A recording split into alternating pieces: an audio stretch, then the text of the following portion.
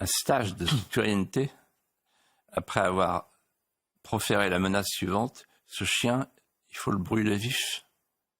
Stage de citoyenneté, je ne savais même pas que ça existait. Qu'est-ce que c'est la citoyenneté aujourd'hui?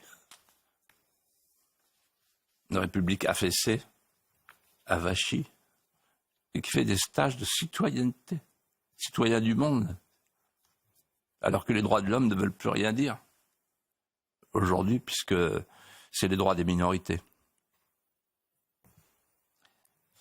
Alors je vais vous dire ce que je pense, et je vais le dire sans embâche. Eux, ils avancent, et nous, on recule. Alors, ils avancent. Comment ils avancent? Avec le djihad civilisationnel. C'est pas moi qui ai inventé ce mot, c'est les frères musulmans. Le djihad civilisationnel, ça consiste à choisir l'école comme cible, c'est-à-dire comme espace témoin charia compatible, pour arriver plus tard au califat islamique pour toute la société. C'est le projet des frères musulmans, qui d'ailleurs sont en toute liberté en France. C'est un des rares pays où ils font ce qu'ils veulent. Et largement financé par l'Europe. Quelles sont leurs voies d'accès? Le nombre, pour changer le rapport de force dans la classe, c'est-à-dire ce qu'ils appellent avec les wokistes les coloniaux contre les racisés, pour avoir plus de racisés que de coloniaux. Vous voyez ce que je veux dire? Ensuite, la deuxième voie, c'est ce que Boualem Sansal appelle, à propos du 1er novembre 1954, la boule au ventre, quand la peur change de camp.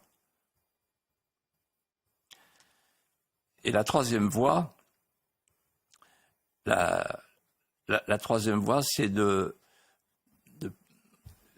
d'imposer l'assimilation à l'envers.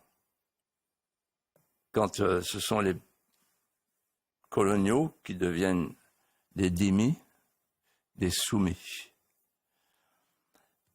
Et nous reculons. La justice recule, on vient de le voir. Le professeur, quand il entre dans sa classe, est un demi-prof.